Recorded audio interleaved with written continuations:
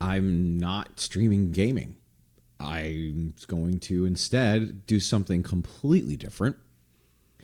And I'm going to read the Symposium by Plato. I love philosophy and I want to get more familiar with it. I want to do more direct reading myself, especially of Plato. He's just one of my favorites, and I feel like there's something very special about his mind and the way that he writes. So, Symposium is one I have not yet read, and it's one of the most important ones.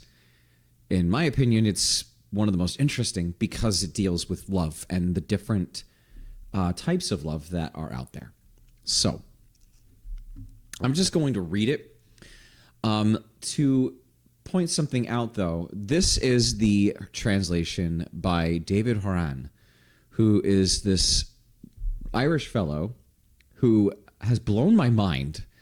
At platonicfoundation.org, you can access it yourself. He has translated into English all of Plato, the collected works. He recently, in the last couple of years, finished this translation, and it's so good. The ones I've read in his translation already are so beautiful, and I was able to get much farther in some of his versions than I was in other older translations I've attempted in the past of things like the one where Socrates dies. I can't remember the Phaedo. So the Symposium. We've got, let's see, the narrators are Apollodorus, a constant companion of Socrates, okay, and Aristodemus, a follower of Socrates. Persons in the dialogue. Speeches: Phaedrus, a friend of Eryximachus; Pausanias, a lover of Agathon; Eryximachus, a physician; Aristophanes, a comedian who, as far as I'm aware, wrote a play that talks about and features Socrates, and it's really not charitable. It's kind of unkind and mean-spirited. Agathon, a tragedian beloved of Pausanias; Socrates of Alapis, I don't know how to say that, son of Sophroniscus; Alcibiades, a famous and notorious politician and general. And then in a flashback, Diotima, a priestess and teacher, possibly Plato's invention. Also present, companions, flute player, and revelers. The scene is the house of Agathon in Athens, celebrating the victory for his first tragedy. Agathon being the tragedian. Okay. I'm just going to jump in and read. What's cool about this translation is not only is the translation modern and excellent, but there are footnotes. Blessed footnotes every other page, so that we know the references. We know what the heck is going on. So that makes me really happy. All right, I'm just going to dive in and do things my way. Hang out with me or not, I leave it to you. Apollodorus. I'm not sure what he's responding to or who he's responding to, but he says, I do not feel ill-prepared to meet this request of yours. In fact, just the other day, I happened to be going up to the city from home in Phalerum, when an acquaintance of mine some way off saw me from behind and called out in jest, Man of Phalerum, you Apollodorus, will you not wait? So I stopped and waited, and he said, well, I was actually looking for you just now, as I wanted to find out all about the gathering of Agathon. Socrates and Alcibiades and the others who were present at the banquet, and about the speeches on love. What were they?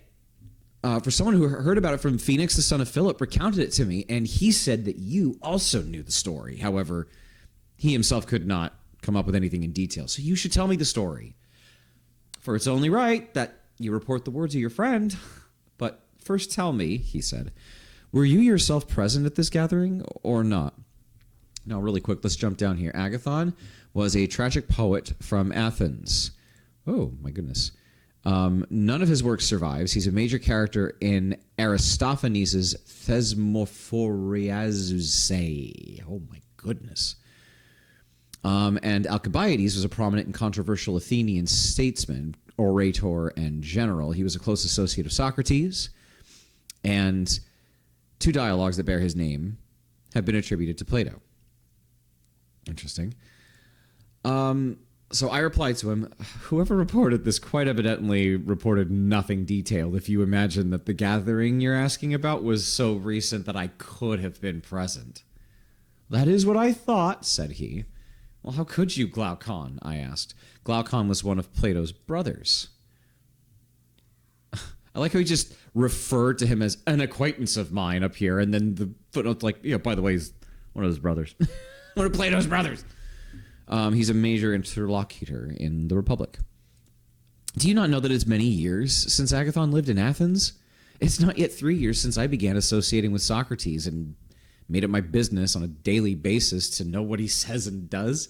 Before this, I was running around on the whim of the moment in the belief that I was achieving something, when in fact I was more miserable than anyone. Not unlike yourself now, believing that I should engage in every imaginable activity rather than in philosophy. Do not mock me, said he. Just tell me when this gathering happened. And I said, well, you and I were still children.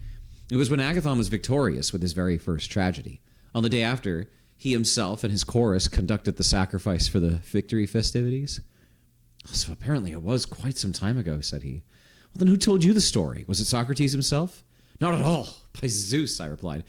It was the same person who told Phoenix, a certain Aristodemus from Cydothenaeum, a small man who was always barefoot. Okay. He was present at the gathering, being foremost among Socrates' lovers at the time. Or so it seems to me. Interesting.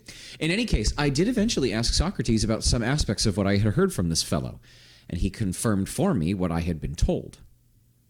Well, why not tell me the story, he said. The road into town is certainly well suited for talking and listening as we proceed. So we went on our way, as he suggested, discussing the matter at the same time. Consequently, as I said at the outset, I'm not ill prepared. Therefore, since you people also need to be told the story, this is what I must do. In fact, it's extraordinary that whenever I contribute to philosophic discussions myself or listen to other people, I'm utterly delighted, quite apart from my belief in their benefits. But other discussions trouble me, especially those your wealthy moneymakers engage in. And I pity you and your companions because you believe you're achieving something when you're achieving nothing. And you, for your part, probably think that I'm in a sorry plight. And I believe your opinion is true, but in your case, I do not just believe it. I know it very well. Companion to Apollodorus. Oh, you are always the same, Apollodorus. Yes, you are constantly denigrating yourself and everyone else. You give me the impression that you regard everyone, apart from Socrates, as wretched, beginning with yourself. Now, I do not know where exactly you got that nickname Manic, yet that is how you always behave in discussions, railing against yourself and everyone else except Socrates. Interesting. Apollodorus goes, Dear friend, of course it is obvious that if I have such an attitude towards myself and yourselves, I must be mad or out of my wits. Companion says, It is not worth arguing over this just now, Apollodorus. Instead, you should do what we asked you to do and no more. So, tell us about the speeches that were made.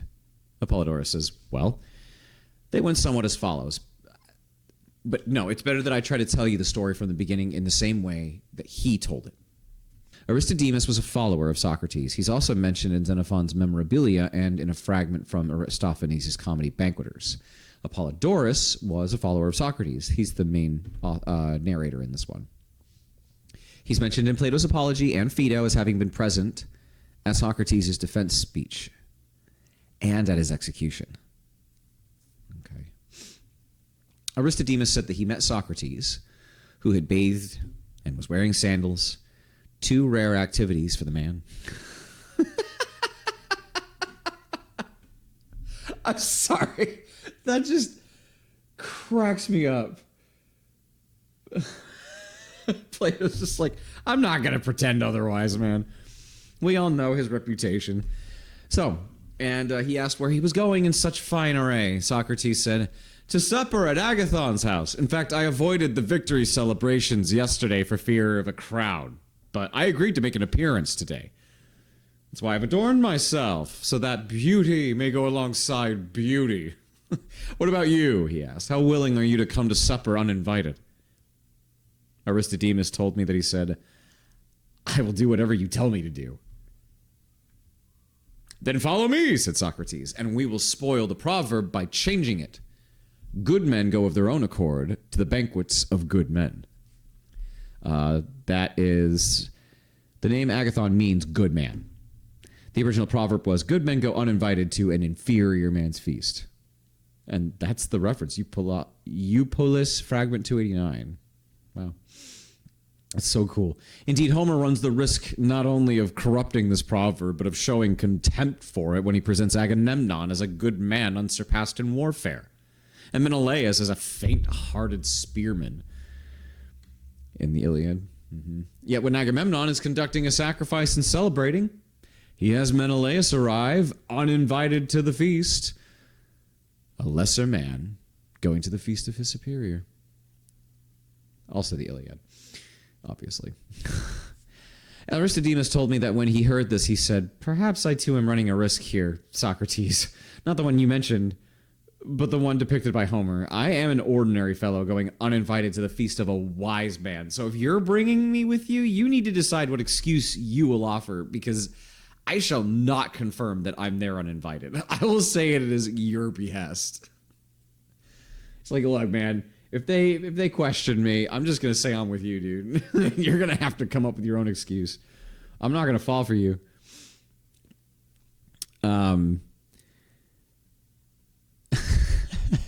As the two of us travel the road, one taking the lead, he said, we shall consider what we're going to say. Anyway, let us go. An adaptation of Iliad. Oh, interesting. Once they had discussed these matters, he told me that they set off. Then Socrates fell behind on the road, somehow directing his mind towards himself. And when Aristodemus waited for him, he told him to go on ahead. When he reached Agathon's house, he found that the door had been left open, and he told me that an amusing incident ensued there. For one of the slaves inside went up to him immediately and brought him to where the others were reclining, and he noted that they were about already ready to dine. As soon as Agathon saw him, he exclaimed, Aristodemus, you've arrived at just the right time to dine with us. And if you're here for any other purpose, defer the matter to another occasion. Yes, I was looking for you yesterday in order to invite you, but you were not to be found. Anyway, are you not bringing Socrates to us? I turned around, said he, and I saw that Socrates was not following me at all, so I explained that I'd actually come here to supper with Socrates at his invitation. Yes, it is good of you to do so, he said, but where is the man? Well, he was coming in behind me a moment ago, and I too am wondering where he might be. You, slave boy, look for Socrates and bring him in, said Agathon. Slavery is normal in this world, you know? And not to sugarcoat it, Plato was not necessarily against slavery. He was against Greeks being slaves. But non-Greeks, he didn't seem to really have that much of an issue with it. It's a black stain on him, unfortunately. But, you know, that's just the way that it is. Aristotle's much worse. Boy, Aristotle's much worse. Anyway, then he said, Aristodemus, you should recline beside Eryximachus. Aristodemus told me that one boy washed his feet so that he could recline, while another boy arrived and announced, this fellow Socrates is withdrawn into the neighbor's porch and is standing there. Despite the slave's request, he didn't want to come in. Well, that's strange, he said. Why do you not call him in again and do not let him off this time? Aristodemus told me that he said, no, do not do that. Just leave him. In fact, this is a habit of his. Sometimes he just withdraws. Anywhere at all. Stands there. He'll be here soon. Believe me. Do not disturb him. Just leave him. Agathon replied, if that's what you think, then that is what we should do. You slaves, entertain the rest of us. You always serve up whatever you please when there's no one in charge of you. So now, and this is something I have never done before, please regard myself and these other men as your invited dinner guests and attend upon us so that we may have cause to praise you. Really? You have slaves and you don't ask them to serve you? Are you making like a show of like kindness? I don't know. I smell a rat here. This is weird. Anyway, after this, they dined, but Socrates did not come in. Agathon frequently gave an order that Socrates be sent for, but Aristodemus would not allow it. Now, it was not long before Socrates arrived, having spent less time there than usual. So they were about halfway through their meal, and then Agathon, who was reclining alone on the last couch, said, come here, Socrates, and recline beside me so that through contact with you, I may enjoy that piece of wisdom that came to you in the porch. Of course you found it and you have it, for you would not have come away without it. Socrates then sat down and said, "It would be nice, Agathon, if wisdom were the sort of thing that flowed between us, from the fuller to the emptier, once we were in contact with one another, just as water in cups flows through wool from the fuller to the emptier one. Yes, if wisdom is like this too, then I greatly prize my position alongside you, for I believe I will be filled with a copious, beautiful wisdom by your side. For my wisdom would be ordinary, even as questionable as a dream, while yours would be resplendent and would hold great promise, young as you are. And this shone forth mightily from you just the other day, and was put on display before the eyes of more than 30,000 Greeks." "Socrates, you are being contemptuous," said Agathon. "Yet in due course, you and I shall submit these matters to judgment on the issue of wisdom, restoring to Dionysus as our judge. For the moment, you should turn your attention to your supper." After this, he said that once Socrates had reclined and eaten dinner along with the others, they had poured libations, sung praise to the god, and performed the other traditional practices. They turned their attention to drink. He reported that Pausanias then initiated an exchange that went somewhat as follows. Really quick, Pausanias was a lover of Agathon. He also appears briefly in Plato's Protagoras. Okay. So he says, "Well, gentlemen," he said, "what is the least demanding way in which to drink our wine?" Now, I'm telling you, I really am in a bad way after the drinking yesterday. I need some breathing space, and I think the same also goes for most of you, since you were present yesterday. So, let us consider the mildest manner in which we may drink our wine. Let's hit the bottle, but let's kind of chill out a little bit. You guys remember last night, that kind of went nuts. Then Aristophanes said, "Yes, Pausanias, it is good that you mentioned this issue of introducing some mildness into our drinking habits, for I am one of those who was soaked in it yesterday." He told us that when Euryximachus, the son of Acumenos, heard them, he said, "Yes, that is well expressed, but there is still one person I would like to hear from. Agathon, how is your strength for further drinking?" "No," said he, "I am not at all strong enough either." So we've got, Aristophanes and Acumenos, 12 and 13. Aristophanes was an Athenian poet and a comic playwright. He satirized the figure of Socrates in his play, Clouds. There you go. Euryximachus was an Athenian physician. He and his father Acumenos are both also mentioned in Plato's Phaedrus. Okay.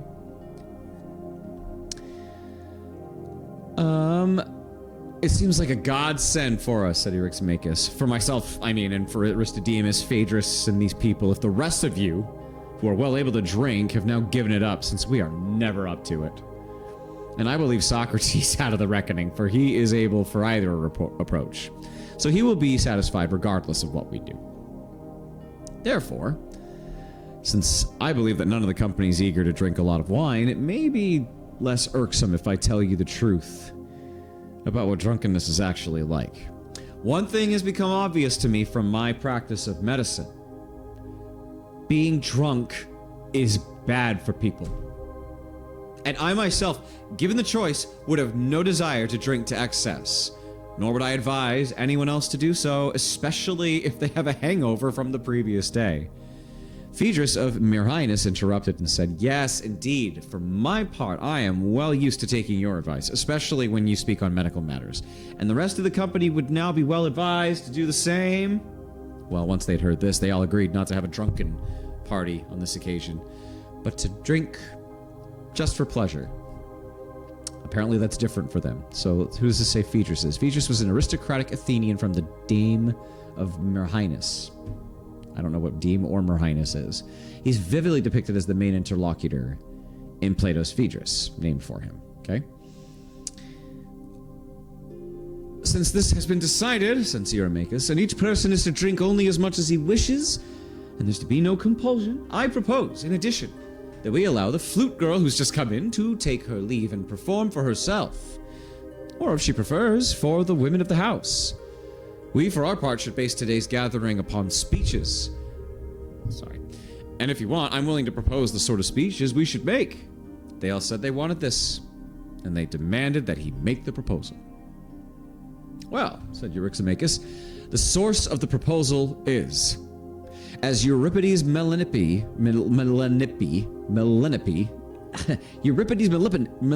says, not my own story. Euripides was an Athenian tragedian. He wrote 2 plays about Melanippe wise and Melanippe captive, which survive only in fragmentary form. The fragment quoted here is from the former, wise, okay? Now, what I'm going to relate concerns Phaedrus here. For Phaedrus occasionally makes a complaint to me. Is it not awful, Eryximachus, he says, that while there are hymns and praises composed by the poets to some other gods, not even one of our many notable poets has yet composed a single song of praise to Eros, love, despite that god's venerable age and greatness. And then again, consider, if you please, the worthy sophists, the most excellent Prodicus, for instance, who wrote prose works praising Heracles and others. Well, that's not so marvelous. But I once came across a book by a wise man in which salt was given amazing praise for its usefulness. And you may have seen lots more subjects of this sort being given praise.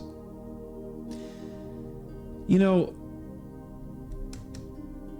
I briefly started reading this a while ago, and it was a little bit after this that I realized I want to stream this. Because this is just fun. And I want people to be able to approach this text with fun. So if I can have fun, maybe other people listening will have fun too. And when I got to this part, I was like, well, who's he talking about?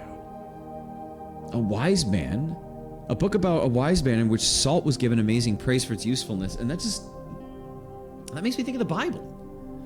But I can't put my finger on what this would be. I'm really curious about it. Anyway,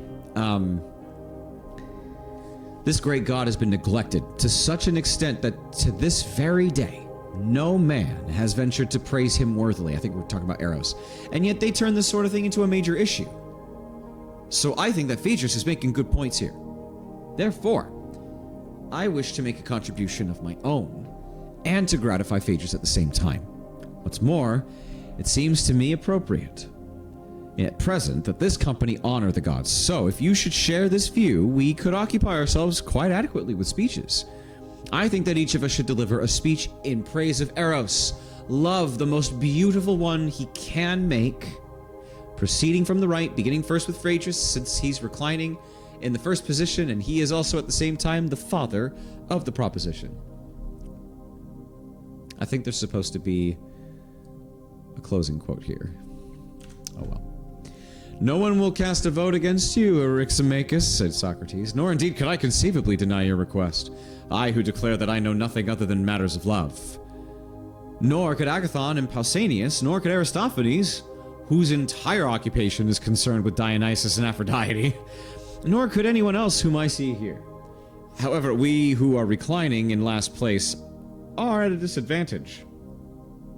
Yet if those who speak before us speak adequately and beautifully, that should be enough for us. So, good luck to Phaedrus. Let him begin, and let him sing the praises of Eros. Hear, hear, ah. So, the others all concurred, and they too made the same request that Socrates had made. Now, although Aristodemus did not fully recall everything each person said, nor do I, for my part, remember everything that he told me, nevertheless, I shall recount to you the parts of each person's speech that I deem most worthy of mention. First then, as I was saying, he told me that Phaedrus began by making the general point that Eros is a great god, a wonder to men and even to gods in all sorts of different ways, but especially in respect of his origin. The god, said he, is revered as most ancient, and the evidence for this is as follows. Eros does not have any parents, nor are they mentioned by anyone, either poet or common man. And Hesiod says that chaos arose first, in Hesiod's Theogony, the other major Greek poet, along with Homer. And after that broad-bosomed earth, the steadfast eternal seed of all, and love. And Acusilaus says, along with Hesiod, that these two, earth and love, arose after chaos.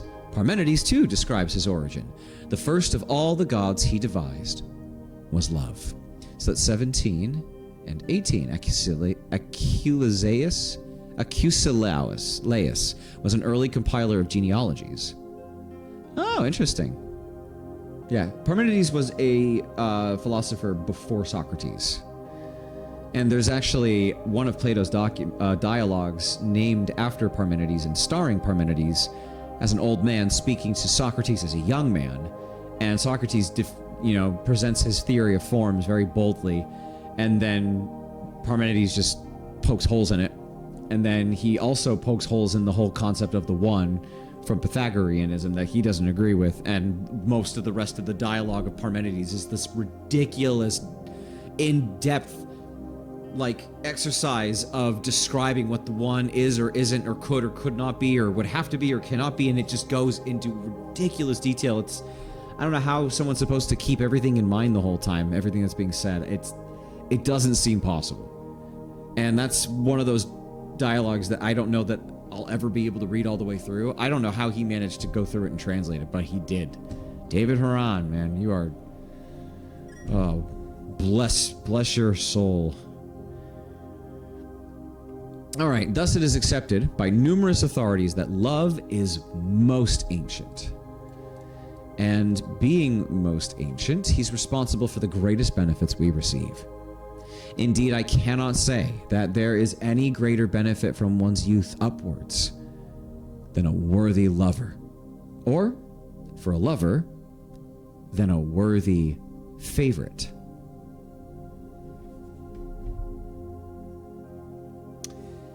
So these people were not strictly sexually monogamous.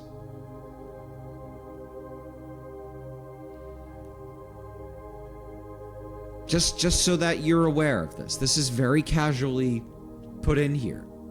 And we've seen in the footnotes mentions of one of favorite lovers and things like that. So, yeah, this is a very different culture. For the element needed to guide people throughout their lives, if they intend to live noble lives, is not something that family connections, or honors, or wealth, or anything else can engender so well as love. What am I referring to? Shame in the case of disgraceful actions, and love of honor in the case of noble actions. For in the absence of those two, it's not possible for a city or an individual to accomplish great and noble deeds. I declare then that a man who is in love and is exposed doing some disgraceful action or submitting through cowardice to disgraceful treatment by another would not be as concerned at being seen by his father, his companions, or anyone else as much as by his favorite. I mean, that makes sense to me. I would not want my beloved, my closest love, or my lover, whatever, to, have to be exposed to me in my lesser moments where I'm not really at my best, not operating at my peak or whatever. Okay, I can see what he's saying there.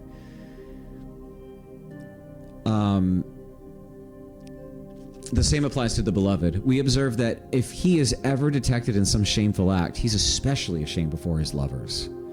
Therefore, if it could be arranged that a city or an army be composed of lovers and their beloveds, what better way might they organize their affairs than by abstaining from all shameful actions and prizing honor in one another's eyes?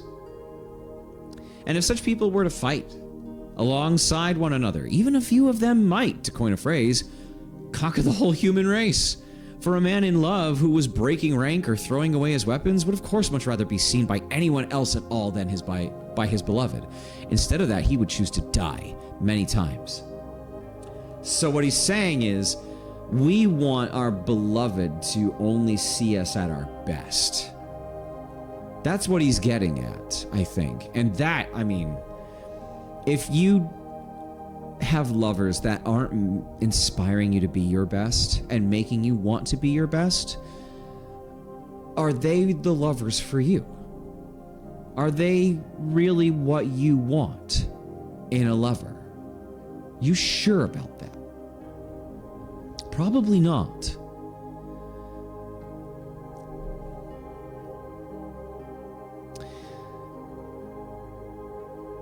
Because they would rather not do the shameful thing, act in cowardice or whatever. They would rather instead be witnessed by their lover being the better version of themselves. Like, I want them to like me, I want them to love me, I want them to think well of me, I'm not going to abandon them. So, what is that? What was that scene at the beginning of, was it 28 days later or 28 weeks later, where the guy runs away from the home and abandons them? Like, screw that guy. Really awful. Survival, like, sure, but at what cost? He would never be able to live with himself. Is it really worth it? Is it really worth it? I don't think it is. I couldn't. Personally. All right. Instead of that, he would choose to die many times. As for abandoning his favorite or not assisting him in the hour of danger, well, there is none so base that Eros could not inspire him towards excellence, to be equal by nature to the very best. Homer says that the god breathes might into some of the heroes. And this, in truth, is what Eros actually does to those who are in love. Oh, interesting. 19. That's such an interesting theory. Okay. What is more, lovers alone are willing to die for the beloved. Not only men, but women too. For us Greeks, the case of Peleus' daughter Alcestis provides enough evidence in support of my claim, or Alcestis, since she alone was prepared to die for her husband. And although he had a father and a mother, she, his wife, because of her love, exceeded them in affection to such an extent that she proved them to be strangers to their own son, relatives in name only. According to legend, Alcestis sacrificed herself in order to save her husband, King Admetus, something not even his own parents were willing to do. A version of this story was retold in Euripides' play Alcestis. That's heartbreaking. That's really sad. Anyway. And once she had performed this deed, her action was regarded as noble, not only by humanity, but also by the gods. Accordingly, although many noble deeds are performed by so many people, there is a blessing the gods grant to very few. But their soul be sent back from Hades once more.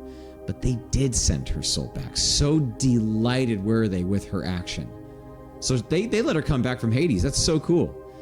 Such is the honor the gods bestow, especially upon the zeal and excellence associated with love. But they sent Orpheus, the son of Oeagrus, out of Hades as a failure, presenting him with a phantom of the woman he came to retrieve, without giving him the woman herself, because they deemed him faint-hearted, a harp player who, unlike Alcestis, did not dare to die for the sake of love, but contrived to enter Hades whilst still alive. Didn't expect to hear the Orpheus descent to Hades myth today, did we? Dang. Orpheus was a legendary poet-musician who managed to gain entrance to the underworld to rescue his wife, Eurydice. Oh, it's the little old story some of you might have heard about, Orpheus and Eurydice. And so for these reasons, they imposed a punishment upon him, that his own death be at the hands of women. They did not grant him the same respect as they gave to Achilles, the son of Thetis, whom they sent to the Isles of the Blessed, because having learned from his mother that he would be slain once he killed Hector and would return home and die in old age if he did not do so, he made the daring choice, came to the aid of his lover Patroclus and avenged him, choosing not merely to die for him, but to follow his dead lover directly into death. Accordingly, the gods were so hugely delighted that they honored him in a special way because he granted such importance to his lover. And Aeschylus, I don't know how to say that, is talking nonsense when he says Achilles was the lover of Patroclus, when he was not only fairer than Patroclus, but fairer also than all the other heroes, and still beardless since he was much younger, as Homer tells us. And Aeschylus. Okay, I'm not really sure I'm fully following this, and I don't really like how some of this is coming across.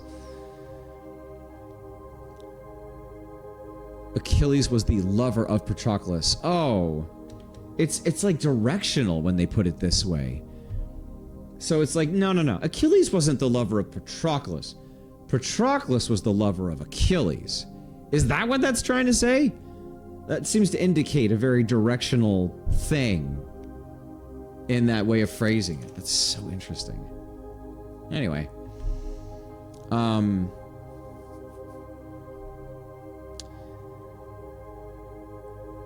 He was not only fairer than Patroclus, but fairer also than all the others, and still beardless since he was much younger. Strange. Well, anyway. Yeah. Anyway, the fact is, the gods most honor the virtue associated with love. Yet, they are more astounded, delighted, and generous when the beloved loves the lover than when lovers love their favorites. So I think the favorite and the beloved is the same, or is a beloved just a lover? Maybe the beloved is just one of the lovers. Huh. Interesting. Yet they are more astounded, delighted, and generous when the beloved loves the lover than when lovers love their favorites. Oh! That really is pointing out the difference, isn't it? They seem to care more about people who are devout to someone that they, like, associate themselves as a lover to, rather than the person who has beloveds or has favorites of his lovers.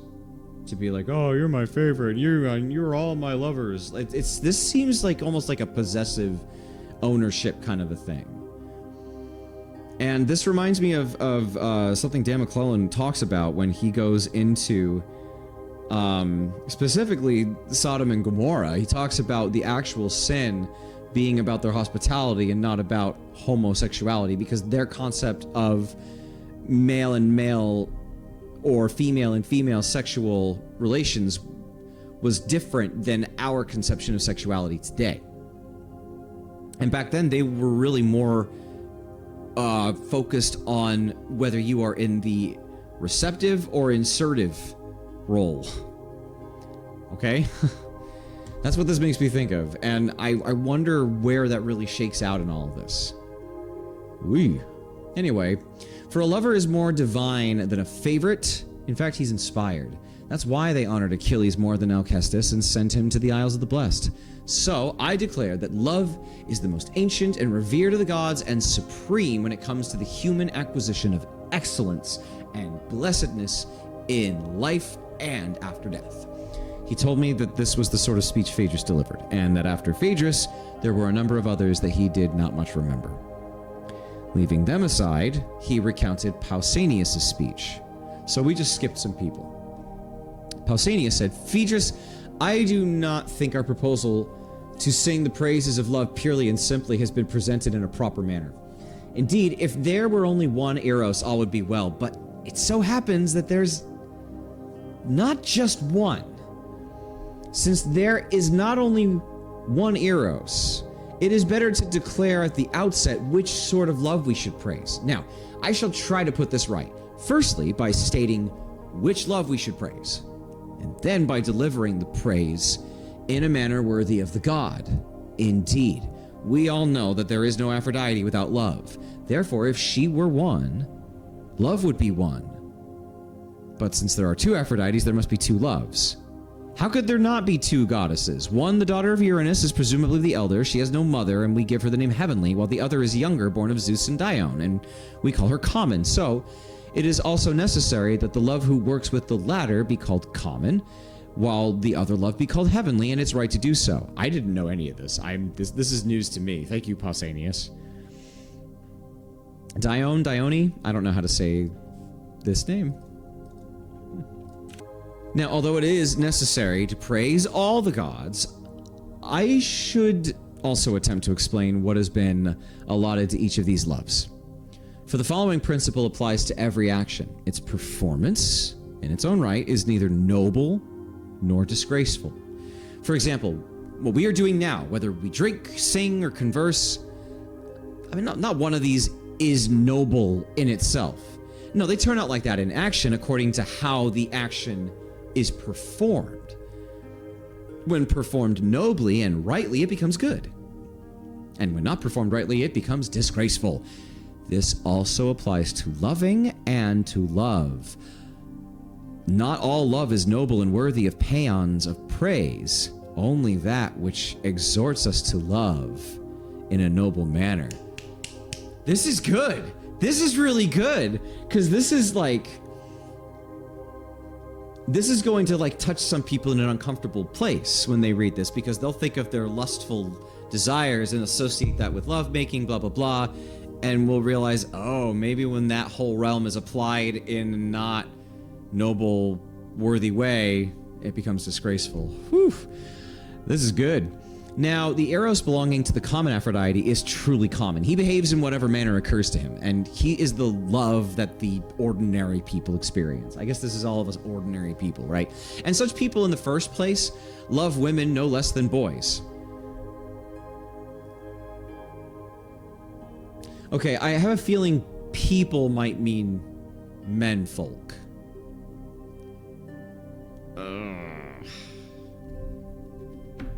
This is of the times.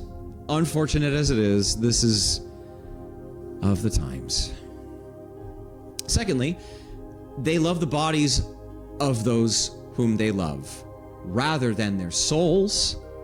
Ouch. And finally, with a view only to consummation, they engage with the least intelligent people they can find, heedless of whether they're acting nobly or not. Oh, dang.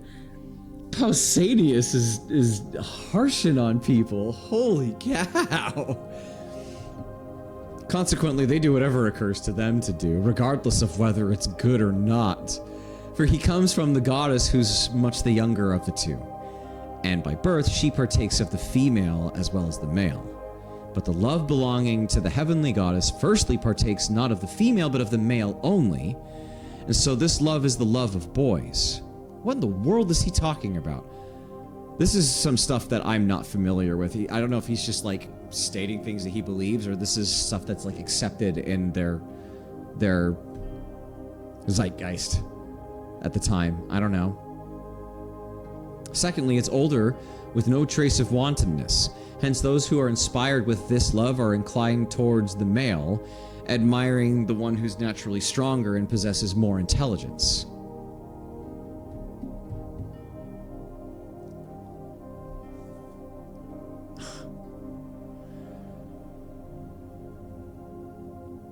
They do whatever occurs to them to do, regardless of whether it's good or not.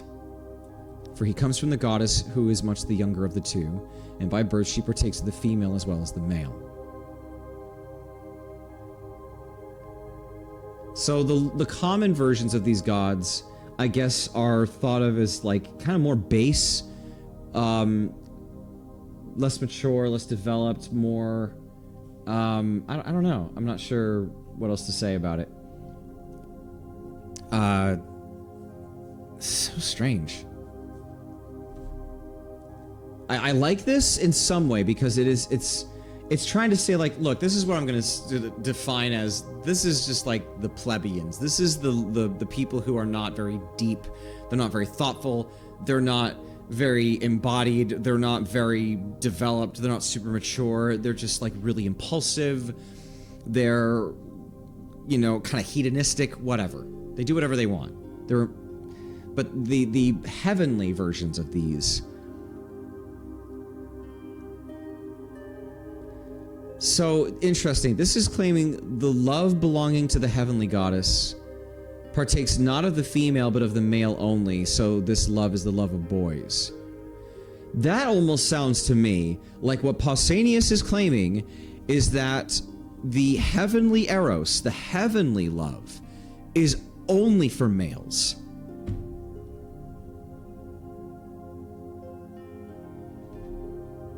Secondly, it's older with no trace of wantonness, hence those who are inspired with this love are inclined towards the male, admiring the one who is naturally stronger and possesses more intelligence. This is just sexist BS. There is no denying this. There is no explaining this, no tiptoeing and walking around it. I don't want to hear it. I don't care. This is bullshit. This is absolute hogwash and garbage. This is pure and utter nonsense. It's not true. There are, on average, stronger men than women, more typically. The average male is stronger than the average female, I suppose, but it's so useless to say that because there are so many strong females. Women can be as strong as they want to be. Frankly, it's all about how hard they work. My little sister is way tougher than I am. She'd absolutely wipe the floor with me and kick the crap out of me. And I'm not going to argue that I am more intelligent than my mother or my sisters or any of my former lovers. Maybe some of them. I'm just kidding. I'm just kidding. Point being, we have to stop. Like, do you see how old this is? 2,400 years old. Stupid thinking.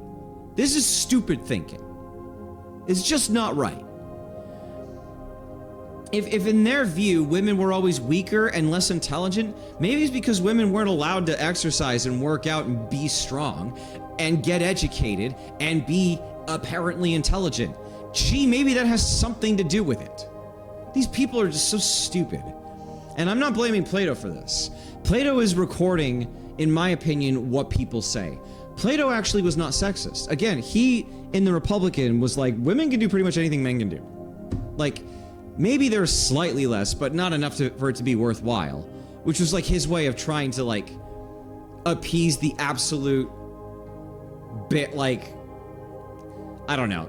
Like his way of trying to be like, okay, maybe there's like a thing that you may have noticed, but he probably recognized it's probably not because of what you're thinking. It's probably because we've put them in this position.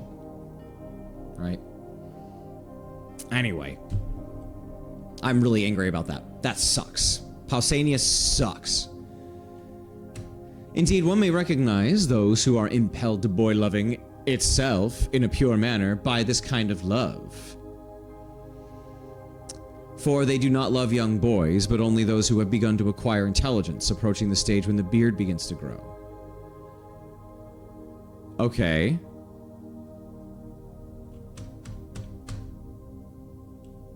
Yes, I think that those who love them at this stage are equipped to love them throughout their entire life, being with them and sharing a life together, without deceiving them because they trap them when foolish and young, and making fools of them by leaving them off to run with someone else. Okay. There's actually something here that I'm okay with, and he's talking about not preying on the young. That's good. That's good. That's something salvageable from this. Because that was a disaster last paragraph, but this is actually not bad. This is sometimes the way it goes with this stuff. We take what works for us and we leave behind the stinking pile of crap that doesn't. Right? Right. There should also be a law against loving mere boys, so that a great deal of effort be not expended upon an unpredictable outcome. For it is unpredictable as to how young boys will turn out, for better or worse, in soul or in body. I mean, this is pretty good logic. Leave the young boys out of the loving. Leave them out of the loving. I mean, yes, adults should not be making love to children. Yes, I'm so glad we have that explicitly stated here. Plato, well, even this guy who's sexist is at least, he's against pedophilia. Pedophilia is a no-no. We have established it. It's bad. Okay? We shouldn't be doing it. And there's logical reasons to not do it. Now, although good men willingly impose this law upon themselves, it is also necessary to force the common sort of lovers to behave similarly, just as we, to the best of our ability, restrain them from loving free-born women.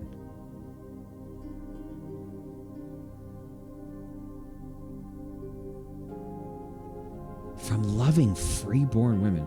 So they can love slave women, but not freeborn women? Because they're common men?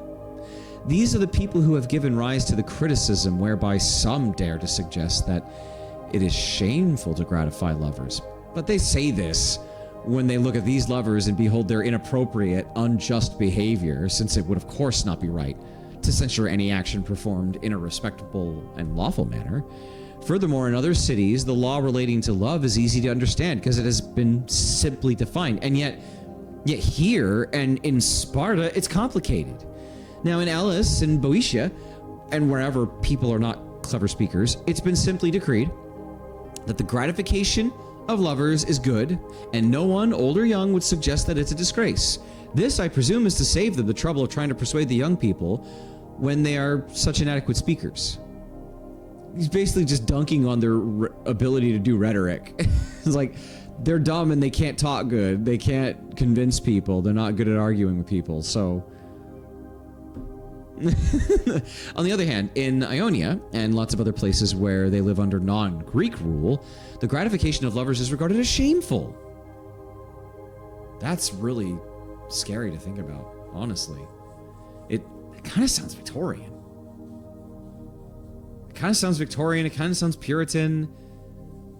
It's like hating ourselves, hating the beauty of love and life creation and like the divine union. Like, come on.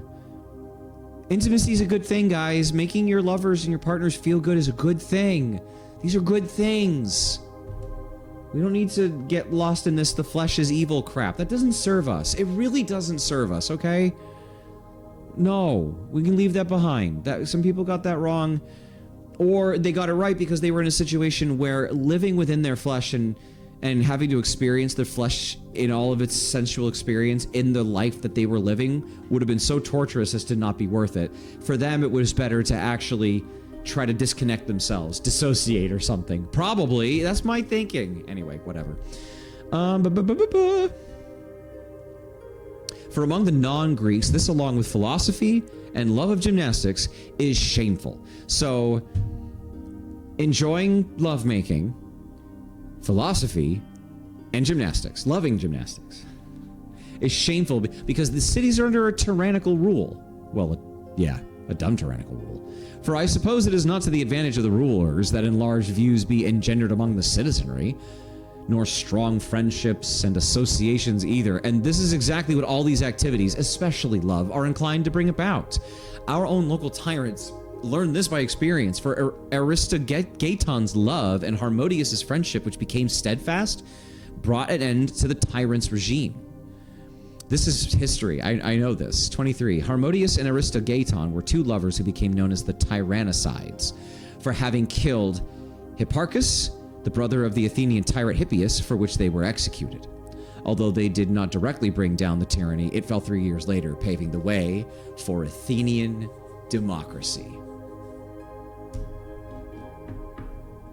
Couple of gay boys killed the brother of the tyrant, got executed for it, and helped end the tyranny and bring about democracy 3 years later. I mean, no, any gay viewers watching this, don't take that as a lesson for how to behave in the modern day. Certainly don't do that. Don't do that. Violence is bad, okay? Unless you're defending yourself. Okay? I'm a pacifist, personally. But I also won't just take things. I won't. No one should. No one should. Accordingly, wherever it is decreed that it is disgraceful to gratify lovers, the decree's there because of the bad state of those who established it.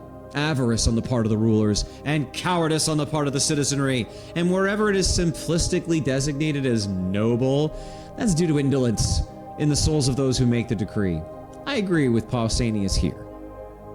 Here in Athens, we have made much better regulations about this, but as I said, they are not easy to understand. Consider the fact that being openly in love is said to be more noble than being secretive. Oh, interesting. Especially in loving the noblest and the most excellent types, even if they are uglier than others. Ooh. Spicy tea. Got some chai over here. Note also the wonderful encouragement given to a lover by everyone. So it is not as if he's doing something shameful, and if he captures the beloved, we think it noble, and if he does not, we think it a shame. What an interesting culture. What an interesting culture. I wonder what people think of this. If you feel like imagine this, like people like will openly encourage someone's lover and hope that they get the affection and the closeness with the person. And they're like, yeah, you did it, or aw, too bad if they don't. Like, it's like influencer stuff. I don't know. This is weird. This is weird. And when it comes to his attempts to make a capture, the law grants freedom to the lover to perform extraordinary deeds and be praised for doing so. Deeds which, if anyone else dared perform them in pursuing or wishing to accomplish anything else apart from this, would incur the considerable reproaches of philosophy. Indeed, if anyone who wanted to get money from someone or to hold high office or a position of power were prepared to behave as lovers do towards their favorites, including supplications and prayers in their lovers' pleas, swearing oaths, sleeping in doorways, willing to be subjected to slavery of a kind that even a slave would not accept. Like, boy, think about that though. There are some lovers that end up getting so comfortable that they will do things that they consider unspeakable, and they will still do them. Things that probably someone who's not a lover would never ever want to do. Just gonna move on from that. And if anyone else dared perform them in pursuing or wishing to accomplish anything else apart from this, would incur the considerable reproaches of philosophy. Indeed, if anyone who wanted to get money from someone or to hold high office was prepared to behave as lovers do, blah, blah, blah, yeah, he'd be prevented from adopting such a course of action by friends and foes alike, his enemies censuring him for his fawning and unworthy behavior, his friends rebuking him and feeling ashamed on his behalf. Yet when a lover engages in all these activities, he's viewed favorably.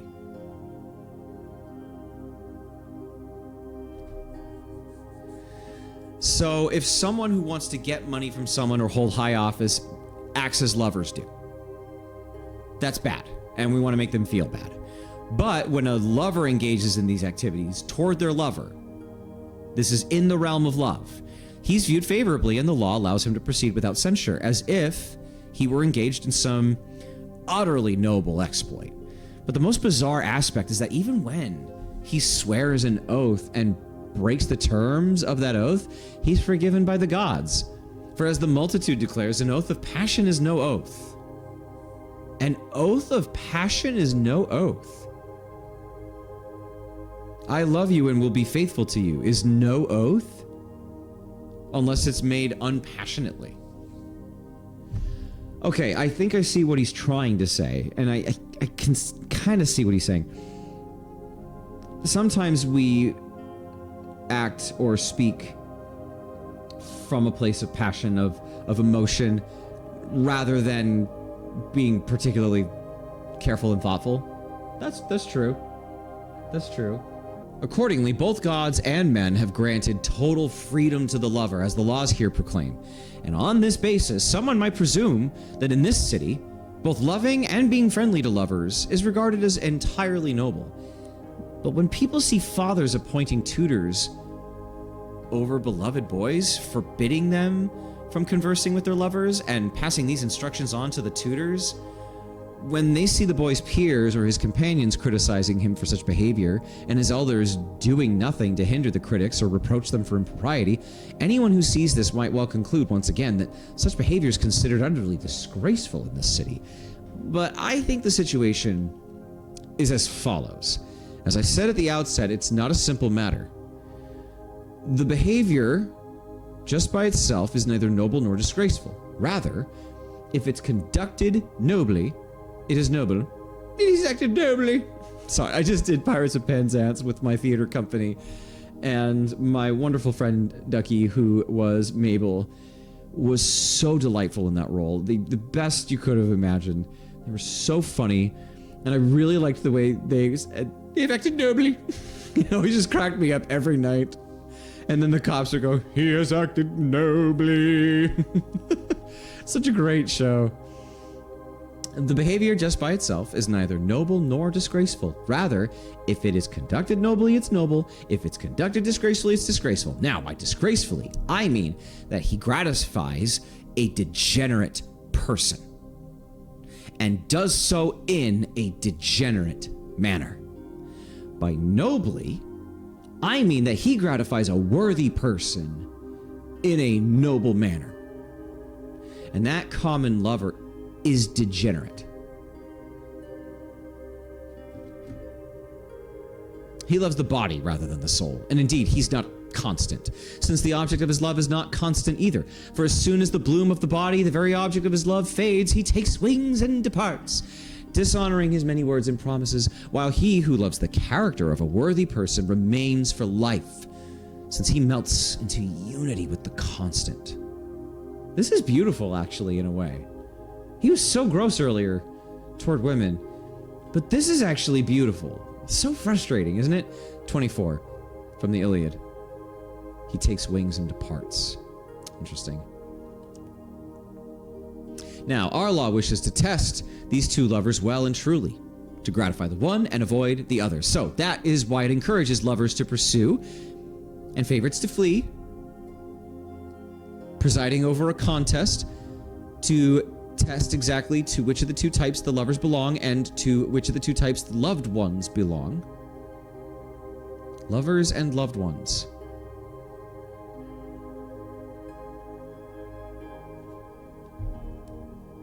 Okay. The lover and the loved one or beloved. That's directional. The lover is the one doing the loving, and the loved one or the beloved is the receiver of that love.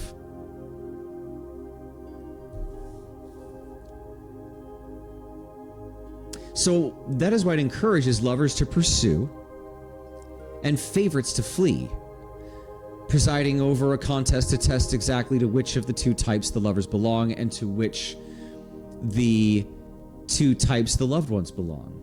So for this reason, firstly, it is regarded as a disgrace for the beloved to be taken quickly, so that there may be some lapse of time. And time is in general a good test. I mean, that's fair. Give it time. Secondly, it's considered a disgrace to be taken by money or political power, either when the beloved is terrified of suffering misfortune and lacks endurance or fails to despise favors that involve money or political outcomes. For none of these seem to be either certain or constant, quite apart from the fact that genuine friendship does not naturally arise from them. So under our law, there's only one way left. Oh my gosh! I just hit the space bar. That was silly. So for all those, only one way left. If favorites are to gratify lovers in a noble manner. Indeed, our law is like the one whereby any form of consensual slavery of lovers to their favorites was not regarded as flattery or as blameworthy. Indeed, our law is like the one whereby any form of consensual slavery of lovers to their favorites was not regarded as flattery or as blameworthy. Accordingly, there is also only one other consensual form of slavery left that is not blameworthy: the form concerned with excellence. For among us, if someone's prepared to tend upon another, expecting to be improved through his agency and wisdom or in any other aspect of excellence, this consensual slavery, for its part, is not regarded as disgraceful or as flattery. Now, it is necessary to combine these two laws together, the one concerned with loving boys and the one about loving wisdom and about excellence in general, if the gratification of a lover by his favorite be noble. For when lover and favorite get together, each one having a law, one maintaining that he is justified in serving his obliging favorites in any way at all, the other that he is justified in rendering any services whatsoever to the person who makes him wise and good, the one able to contribute to intelligence and general excellence, the other wishing to acquire education and wisdom in general, then when these two laws coincide, and under those circumstances alone, is it noble for a favorite, to gratify a lover, and not otherwise. So he's trying to be really, really clear here in explaining to us. I think Plato's trying to be clear to us, the reader, through Pausanias, what the law is in Athens and Sparta and why it's that way.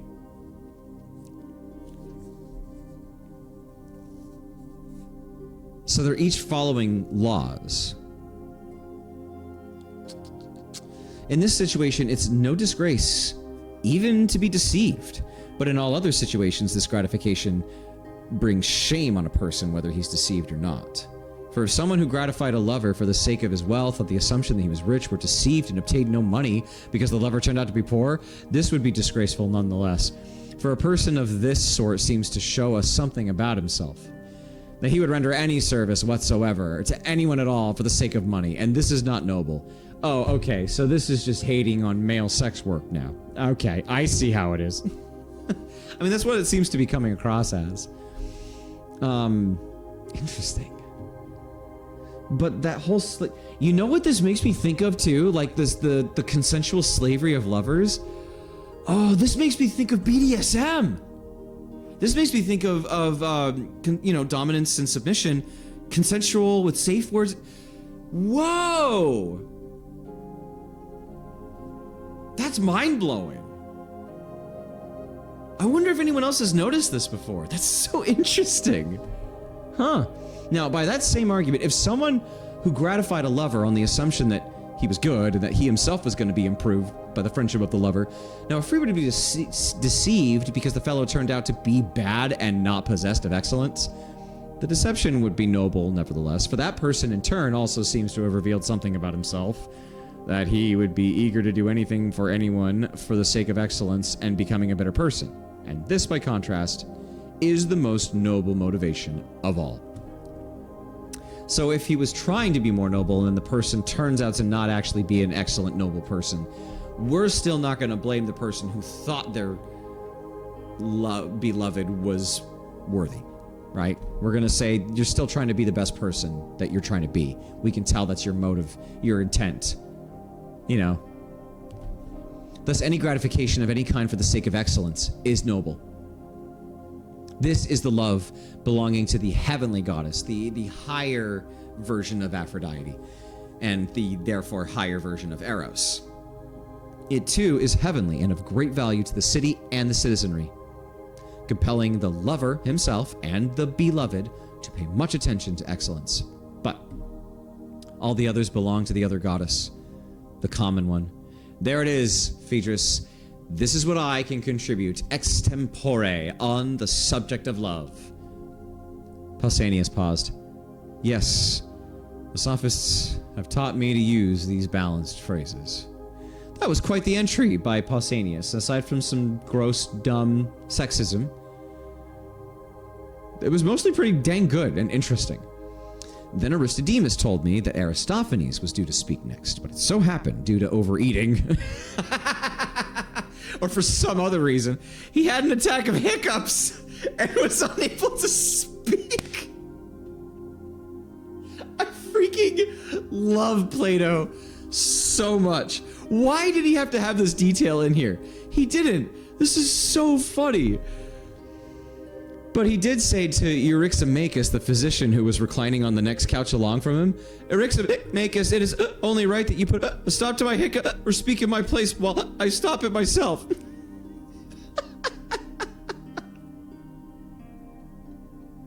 That cracks me up, man. Eryximachus, who is a physician, replied, well, I shall do both, for I am going to speak in your place. And once you have stopped the hiccups, you will speak in mine. While I am speaking, if you hold your breath for a long time, the hiccup may stop. Otherwise, gargle with water. And if it proves to be very persistent, grab anything at all to tickle your nose with and then sneeze. And if you do this once or twice, it will stop, even if it is very persistent. Are you kidding me? We just got, like, ancient Greek wisdom on how to deal with hiccups in a random Plato dialogue from a physician. I can't. There is great wisdom in the ancient texts. I'm sorry. This is so delightful. I love this so much. You should get on with your speech, said Aristophanes, while I do what you suggest.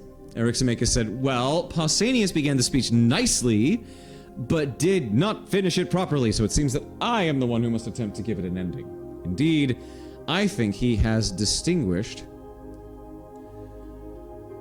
the twofold love nicely, but love is present not only in the souls of human beings, and not only towards beautiful people. No, it is also towards much else, and is in other things too, in the bodies of all living beings, in whatever grows in the earth, and in a sense, in all the things that are. I think it is most evident to me from my own profession, medicine, that the God is great and wonderful and extends over everything, over human affairs and divine affairs too. I shall begin by speaking about medicine so that we may give a venerable status to that profession.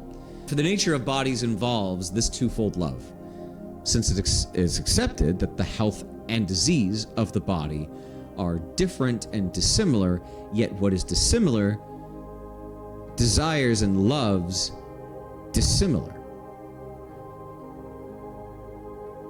Yet what is dissimilar desires and loves dissimilar.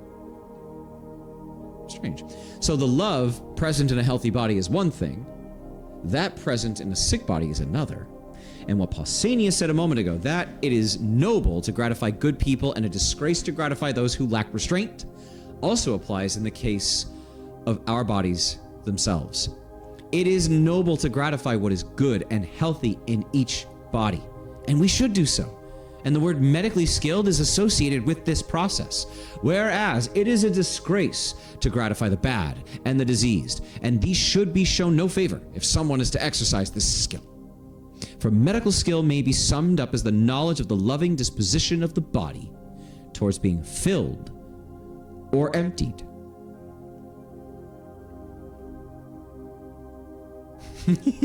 And whoever has a thorough understanding of the noble and shameful love involved in these is supreme in medical skill, while the person who can effect a transformation so that one love's acquired instead of another, or who knows how to engender it in cases where it's absent but should be present, and get rid of it when it should not be, he would be a good practitioner.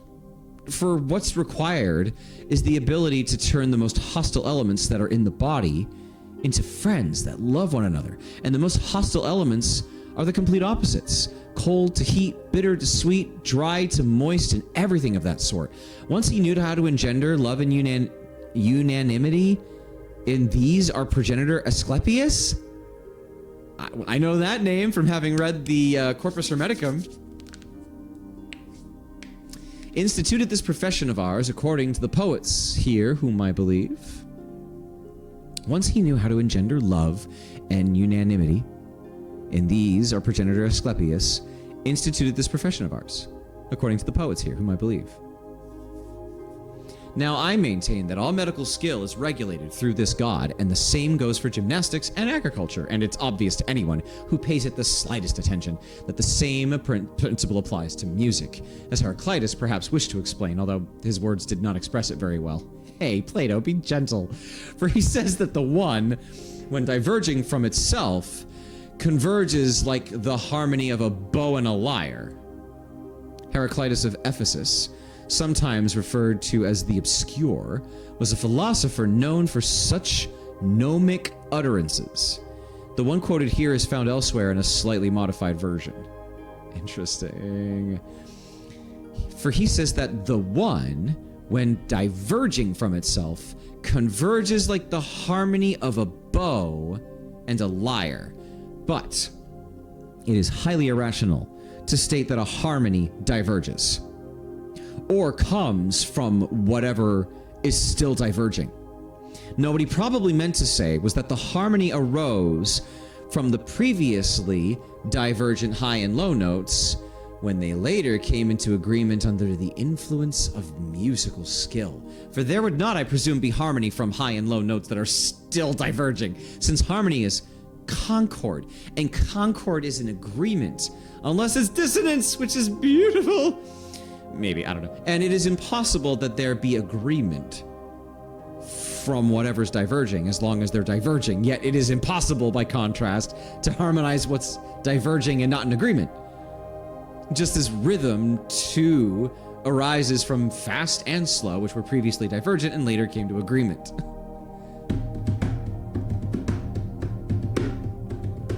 Hence, it is music that instills agreement in all these by engendering love and unanimity between them, just as medicine did in the other instance. And music, for its part, is knowledge of love's role in relation to harmony and rhythm.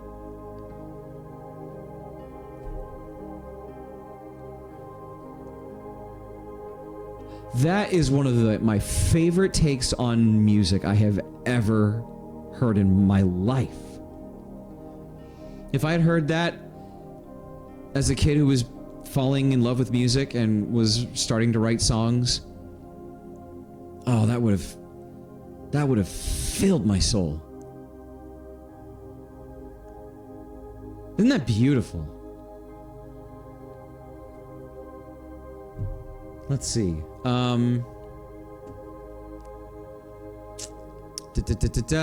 Yeah, music for its part is knowledge of love's role in relation to harmony and rhythm. That is amazing. That is absolutely remarkable to me. Now, in the actual establishment of harmony and rhythm, there's no difficulty in recognizing the role of love, although the twofold love is not yet present in these cases. But there is indeed a difficulty, and a good artificer is required once it's necessary that rhythm and harmony be applied to humanity, either by composing them, which is called musical composition, or by making proper use of the melodies and measures that have already been devised, which is called education. For the same argument presents itself once more, that one should gratify the orderly people and do so in such a way that those who are not yet orderly may become more orderly. Oh, he's speaking my language with all of this. And one should safeguard the love of these people, and this is the noble one, the heavenly one, the love belonging to the heavenly muse. The other one, the common one, belongs to polyhymnia, and this should be applied cautiously wherever it is applied, so that one may reap the pleasure thereof, yet engender no lack of restraint. Indeed, it is a major task in our profession to make good use of the desires associated with the culinary arts, so that a person may reap the pleasure without the ill health. So in music and in medicine and in everything else, both human and divine, as far as practicable, we should be on the lookout for either kind of love. For both are present. All right, I want to look polyhymnia. In Greek mythology, polyhymnia was the muse of sacred poetry. Cool. Then, too, the structure of the seasons of the year is dominated by these two loves. And when the opposites just mentioned, heat and cold, dry and moist, attain an orderly love for one another and acquire a moderate blend and harmony, they come bearing abundance and health to humanity and to the other creatures and plants.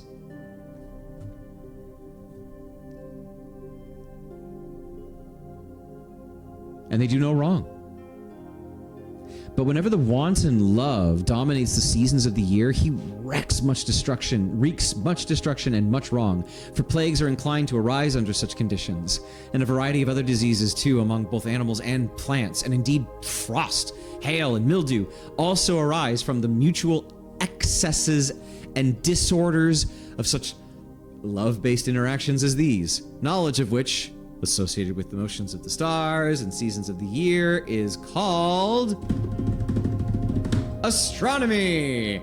Then again, all sacrifices and the matters entrusted to the seer, both of which involve the intercommunion of gods and of men, are concerned with nothing else except protecting and curing love. Indeed, all irreverence tends to arise when someone fails to gratify the orderly love, does not honor him and venerate him in every action, but venerates the other kind in dealing with parents, living or dead, and with the gods. Okay? Now, in these cases, the task of watching over and curing those who are in love has been assigned to the seer. And this skill is an artificer of friendship between gods and us humans.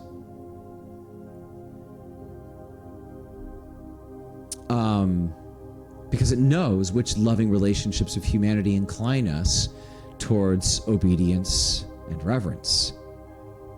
And so love, altogether in its totality, possesses great and extensive power. More so, it is all-powerful. But the love associated with what is good, the one perfected in consort with sound-mindedness and justice, both among ourselves and among the gods, this possesses the greatest power and provides us with all blessedness, enabling us to associate with and be friends with one another and with the gods, our superiors. Now, it may well be that in my praise of Eros, I too have omitted a great deal, but that was not my actual intention. Anyway, if I've left anything out, it is your job, Aristophanes, to make up the deficiency. Or if you intend to hymn the praises of the god in some other way, then please do so, since your hiccup is now stopped. All right. Then Aristodemus told me that Aristophanes took his turn and said, "It has stopped indeed, but not before the sneezing remedy was applied to it. So I'm surprised that the body's good order has a desire for the sort of noises and tickling that sneezing represents, for it stopped the very moment I applied the sneezing remedy." Eryximachus replied, "Dear Aristophanes, watch what you're doing. You're making jokes when you're just about to speak. And although it is open to you to speak in peace, you're forcing me to be on the lookout for anything comical in your speech." Aristophanes responded with a laugh. "Well spoken, Eryximachus. I will take back anything I have said. But please do not go on the lookout, as I am fearful over what I'm about to say. Not in case I say something comical, since that would be a profitable outcome. The custom of our comic muse. No, I'm afraid of saying something ridiculous." "Aristophanes," said he, "you fired a dart, and you think you can make your escape. Well, pay attention. You will have to defend yourself. Speak accordingly, although perhaps I may let you off if I see fit." "Very well, Eryximachus," said Aristophanes.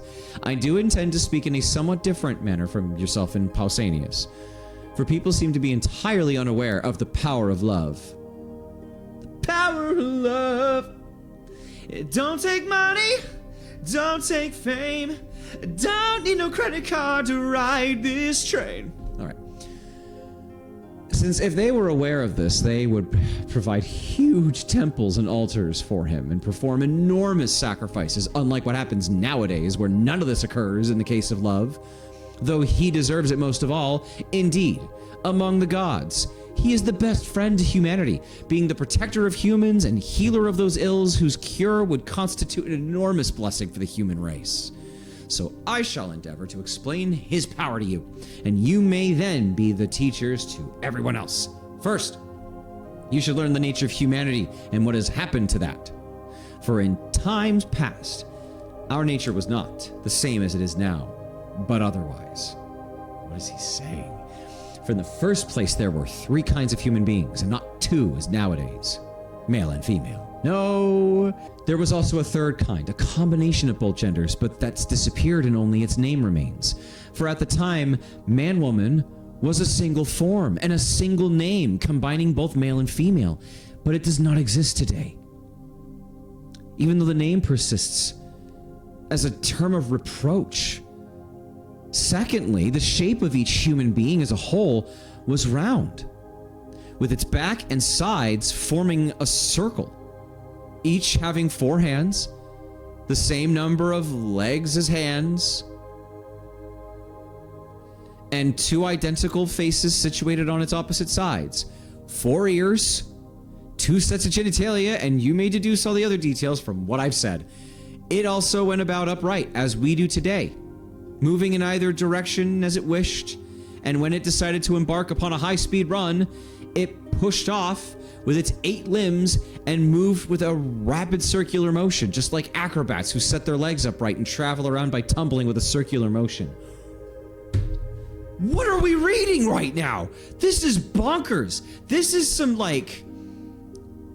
This sounds like Ezekiel's vision of the chariot and what's inside the chariot, which is bonkers, because that would have been like 200 years before this. 100 years before this, 150 years before this. And maybe they wouldn't have had that over here by then. They might have. They might have, since they had the wise writing earlier that... I don't know. Wow, this is blowing my freaking mind. But it also reminds me of, like in the other traditions where you have like the four-sided faces or the double-sided face with the... I don't know, it's just wild to think about. Especially this... just like acrobats who set their legs upright and travel around by tumbling with a circular motion. So they're like... What in the world? These were the three types, and they were like this because the initial birth of the male was from the sun, the female from the earth, and the one that partakes of both was from the moon. Oh, seeing that the moon also partakes of male and female. They themselves were circular, and so was their motion on account of their similarity to their parents. Now, their strength and power was terrifying, and they had such enormous ambitions that they even turned upon the gods. And what Homer says about Ephialtes and Otis relates to these humans, that they attempted to make an ascent to heaven so as to grapple with the gods. Zeus and the other gods deliberated as to what they should do, and they were at a loss. For they were not in a position to slaughter them and obliterate the race with thunderbolts as they'd done to the giants, since the honors and sacrifices that came from humanity would be obliterated too. Neither could they tolerate this outrageous behavior. Okay, see, this is cool, because this, the giants, this informs the Book of Enoch. Because the Book of Enoch comes about in a Judaism that is Hellenized. So they've been affected, they've already been exposed to, and are now aware of Greek mythology. And in their history, in their cosmology, they had the giants. So it's interesting that they thought that Nephilim translated to giants because they imagined all the creatures before the flood as being the giants. So this is so interesting. Since the honors and sacrifices that came from humanity would have been obliterated too. Neither could they tolerate this outrageous behavior. Then Zeus, having considered the matter at length, said, I think I've come up with a device whereby human beings may still exist and yet their unrestrained behavior may cease, because they will be weaker. For I shall now split each of them in two, and they will immediately be weaker and at the same time of more use to us gods, because their number will increase. They will walk upright on two legs, but if they still seem to be behaving outrageously and are unwilling to be peaceful, I shall split them in two once more, so that they will have to get around by hopping on one leg.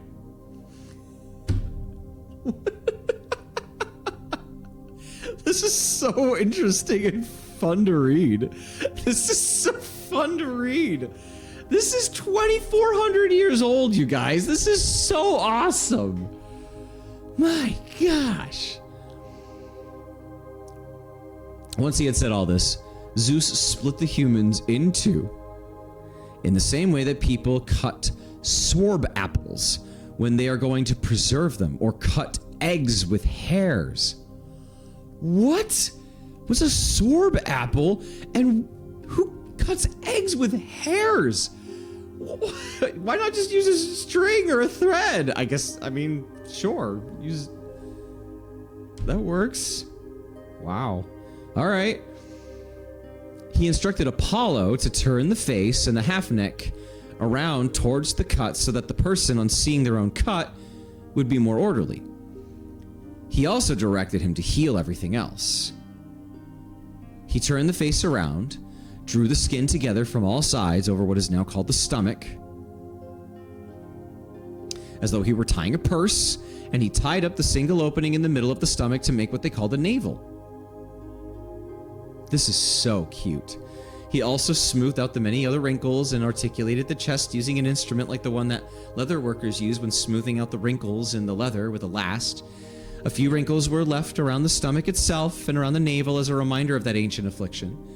Now, since our nature had been cut in two, each half, longing for the half of itself, would go back to that, and throwing their arms around each other, embracing in an effort to grow back together again. They were dying out due to hunger, and their general inactivity because they had no wish to do anything without one another. And whenever either of the halves died, the remaining half looked for another and embraced it, either encountering half of a woman, which we now refer to as a woman, or encountering the half of a man. Consequently, they were dying out, but Zeus took pity on them, came up with an alternative arrangement, and repositioned their genitalia to the front.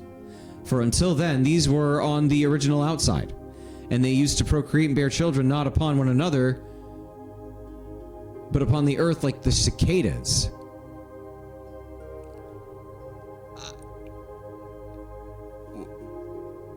What? What? Wait a minute. Hold on. People are dropping fetuses like cicadas with their genitalia on the back.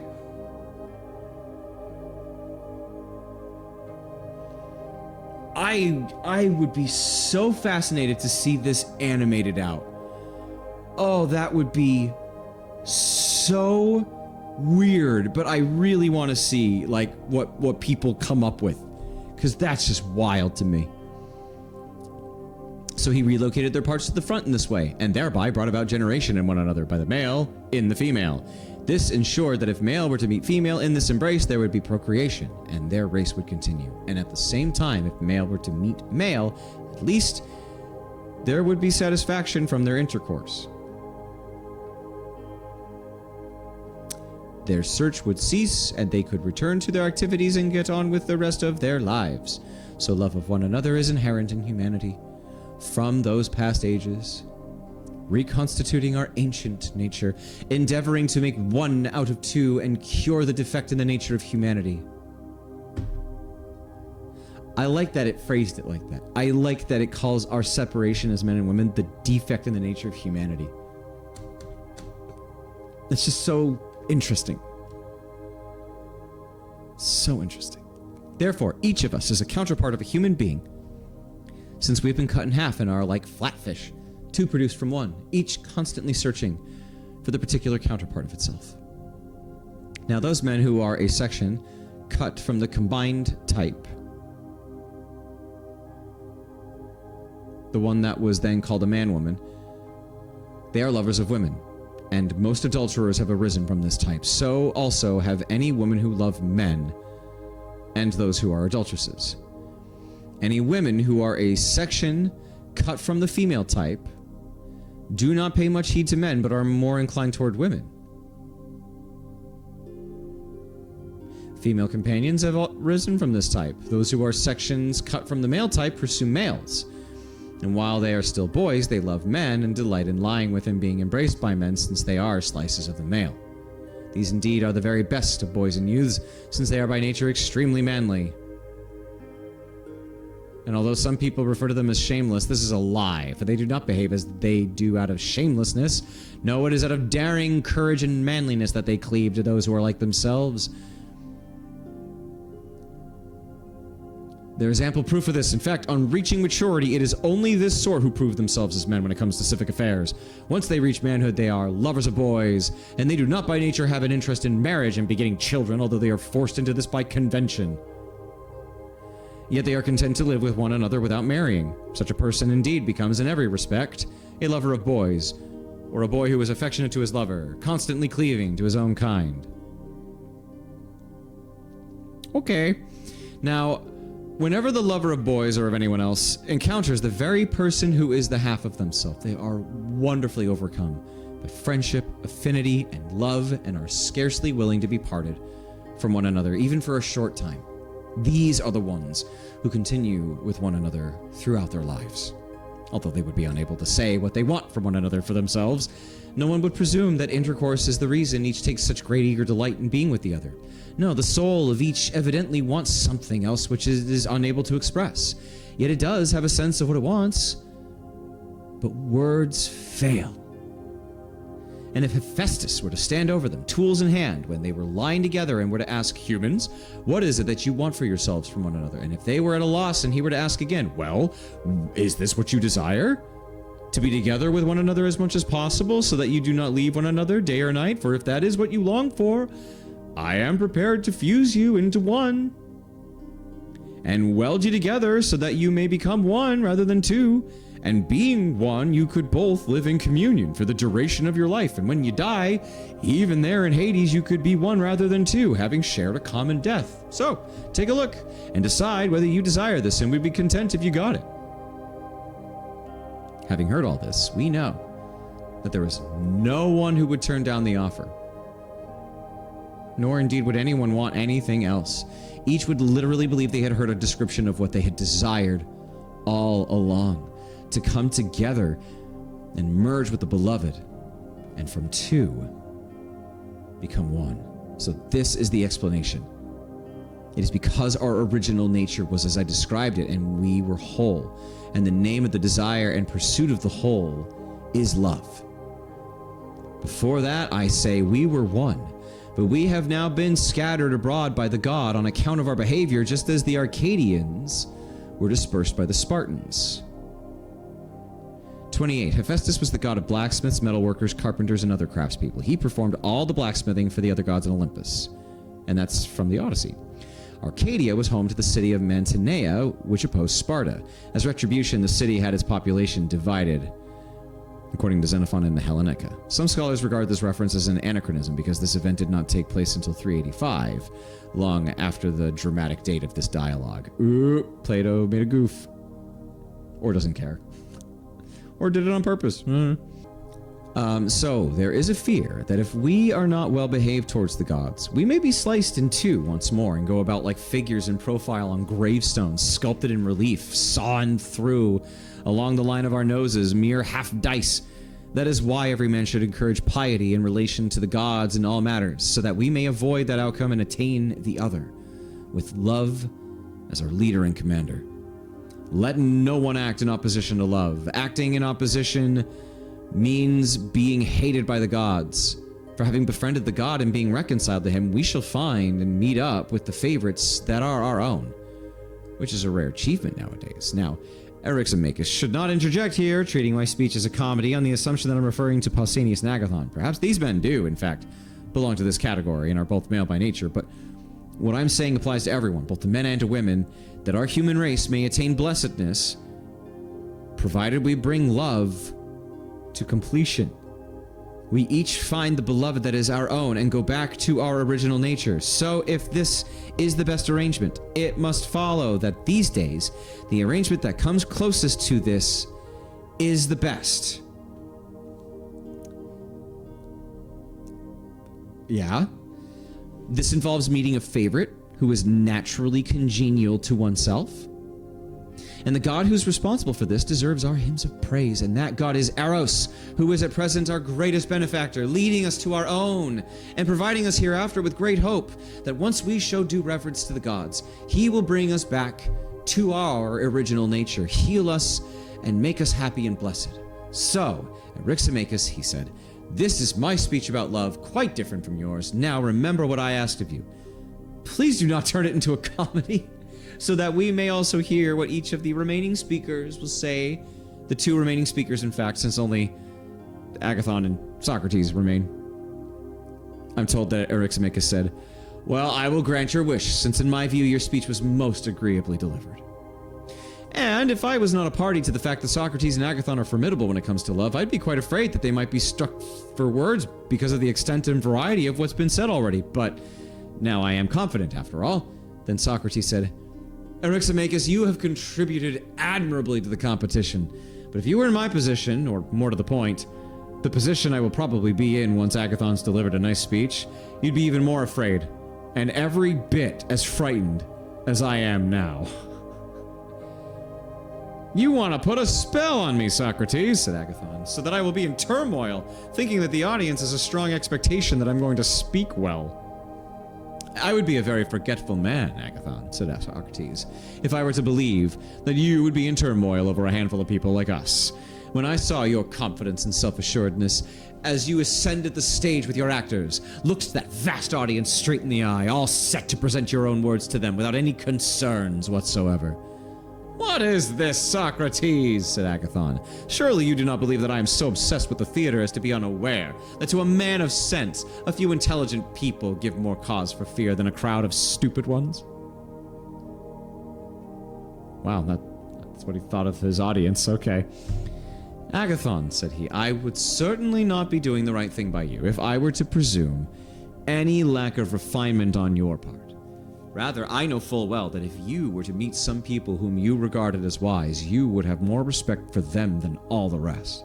Anyway, we would not be the wise folk, since we were there in the theater along with the rest of the crowd. But if you did meet up with others who were actually wise, perhaps you would feel ashamed in front of them if you thought you were perhaps doing something disgraceful. Or what do you yourself say? What you say is true, he replied. Whereas in front of some crowd, you would not feel ashamed if you thought you were doing something disgraceful, would you? Then, he said, Phaedrus interrupted, saying, Dear Agathon, if you respond to Socrates, it will no longer make the slightest difference to him how our plan unfolds, as long as he has a partner in dialogue, especially someone handsome. Now, I enjoy listening to Socrates in dialogue, but I need to supervise our praises of Eros and ensure that I receive a speech from each one of you. So, once you have both bestowed such praises upon the god, you may at that stage engage in a dialogue.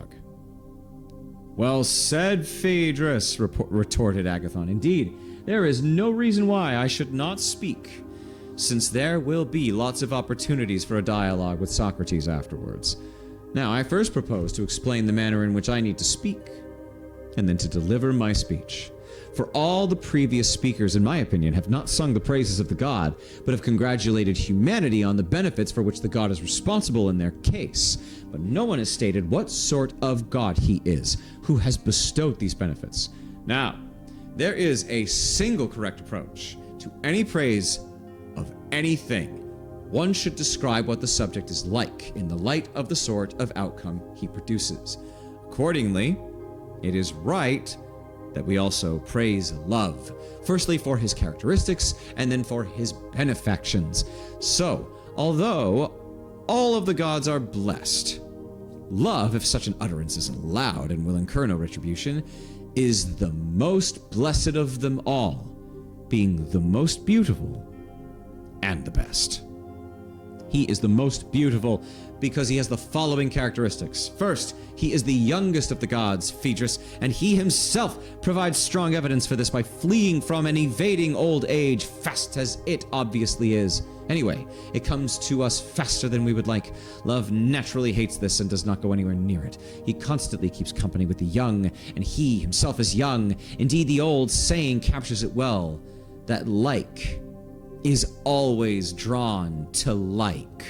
And I agree with Phaedrus on many issues, but I do not agree that Eros is more ancient than Kronos and Iapetus. I'm wondering if Iapetus is... what is that? It reminds me of Jupiter. No, even though Jupiter is Roman, I know that. No, I say that he is the youngest of the gods and ever young. And the ancient events involving the gods, as described by Hesiod and Parmenides, if these men are speaking the truth, occurred through necessity and not through love. For the castrations, imprisonments, and the other acts of violence towards one another would not have occurred had love been among them. Rather, there would have been friendship and peace as there is now, since love reigns among the gods. That's an interesting point. That is an interesting point. The god of love cannot be where that kind of stuff is happening, where people are being horrific to each other like that. That's just very, obviously love is not here, guys.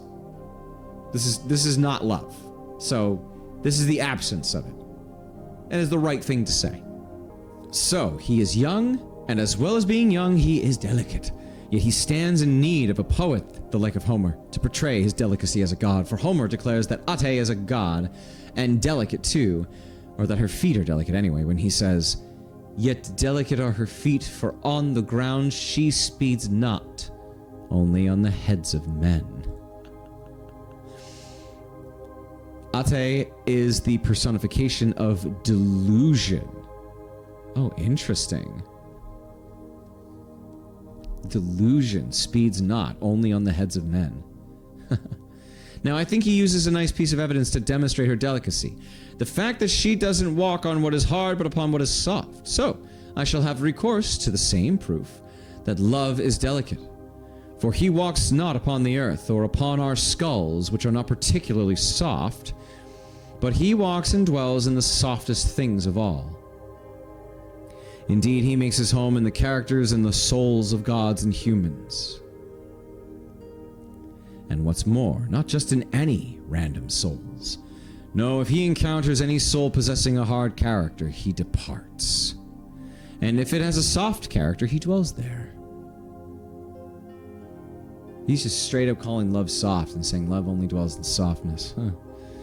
Therefore, since he touches the very softest of the very softest, both with his feet and with his entire being, he must be extremely delicate. Yet although he is the youngest and the most delicate, he is supple in form as well. For if he was hard, he would not be able to envelop us completely, or to go unnoticed as he first enters into an entire soul and then reemerges. Strong evidence for his measured and supple character is the gracefulness which, everyone agrees, love possesses in abundance. For gracelessness and love are constantly at war with one another.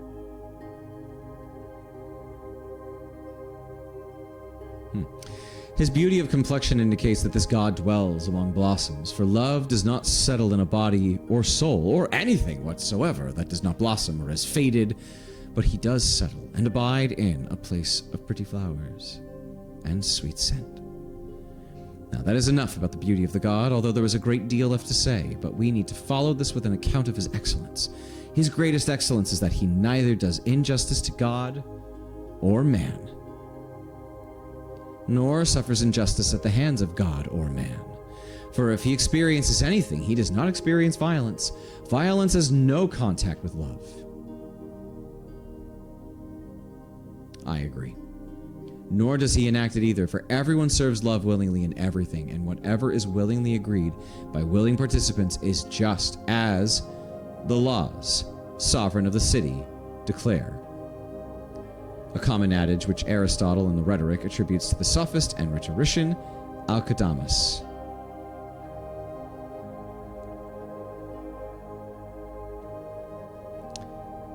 In addition to this virtue of justice, he partakes of an abundance of sound-mindedness. For it's agreed that sound-mindedness is mastery over pleasures and desires, and that there is no pleasure stronger than love. And since they are weaker, they would be mastered by love. And he would be master, and being master over pleasures and desires, love would be preeminently sound-minded. In fact, when it comes to courage, not even Ares, the god of war, can stand against love. For Ares does not possess love, rather love possesses Ares. Love for Aphrodite, that is, according to the story. The possessor is more dominant than the possessed. And since love dominates the god who is most courageous of them all, he himself would be the most courageous. Oh, that's such an interesting point of view. Wow. 34, adopted from Sophocles' Thyestes and from the Odyssey. Hephaestus, the husband of Aphrodite, devised a trap that caught Ares in bed with his wife.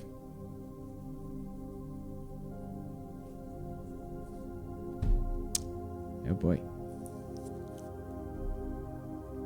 Now that we have described the justice, sound-mindedness, and courage of the god, Eros, what remains is to describe his wisdom. As far as possible, we should endeavor not to be found wanting.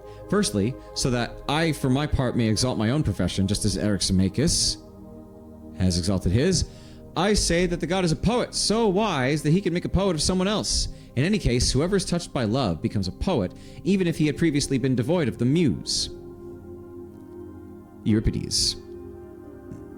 So we may fittingly use this as evidence that in general, love is a good poet whose creativity extends to the entire realm of the muses, for one can neither bestow upon another nor teach another what one does not possess or does not know. And indeed, who would oppose the claim that in the case of the production of all living creatures, it is by love's wisdom that living creatures come into being and grow? Again, we know, do we not, that any artificer involved in the other professions who has this god as his teacher turns out to be highly regarded and illustrious, while the one whom love does not touch suffers oblivion. who would oppose the claim that in the case of the production of all living creatures, it is by love's wisdom that living creatures come into being and grow? Again, we know, do we not, that any artificer involved in the other professions who has this god as his teacher turns out to be highly regarded and illustrious, while the one whom love does not touch suffers oblivion. In fact, Apollo discovered archery, medicine, and prophecy under the direction of desire and love, so he too was the pupil of love, as were the muses in music, Hephaestus in metalworking, Athena in weaving, and Zeus in the rulership of gods and men. Therefore, these activities of the gods were indeed established once love had been engendered. Love of beauty, obviously, for there is no love of ugliness. Before that, as I said at the outset, endless calamities befell the gods, as we are told, because of the sovereignty of necessity.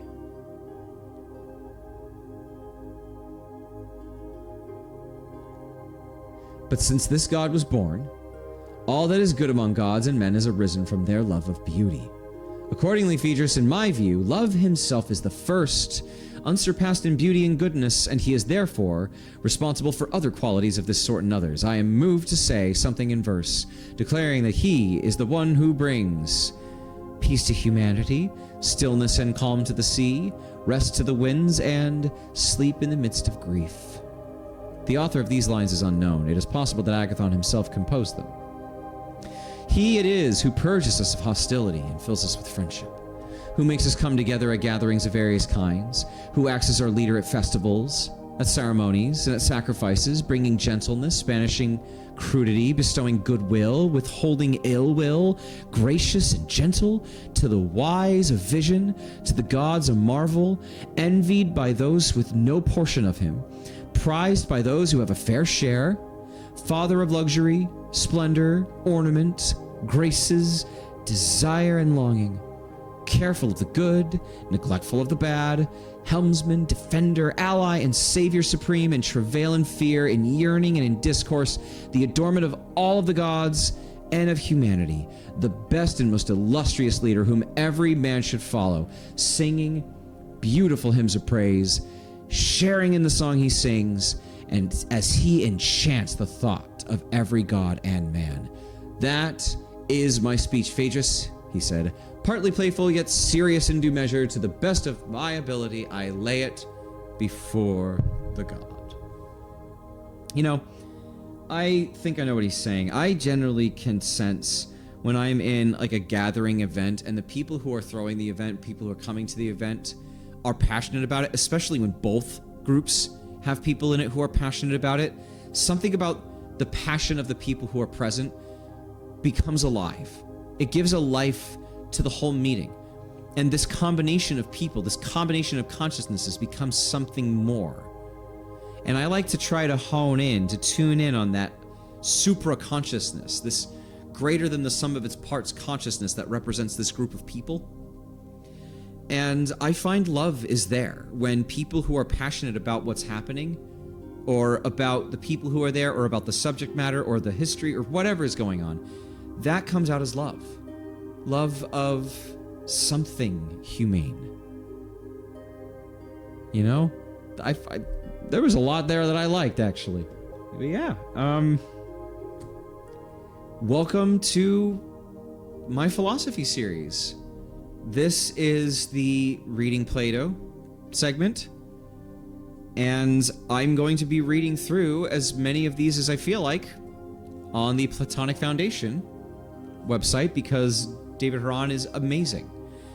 Everybody should check out this website and read the dialogues here. You should buy a copy of the book. That is absolutely on my list. I want the full collected works of this printed. I want it so badly. This is so good. This is so well translated. It's amazing. All right. This was awesome. I had a wonderful time doing this. To anybody who's watching later, welcome. I hope this was anything meaningful for you like it was for me. I love this dialogue. I'm so blown away by it already, and weirded out by it in parts, and a little grossed out or disappointed in some things. But overall, so far, it seems to be pretty good. It seems to be, aside from some sexism that kind of sucks. All right. Farewell, everybody.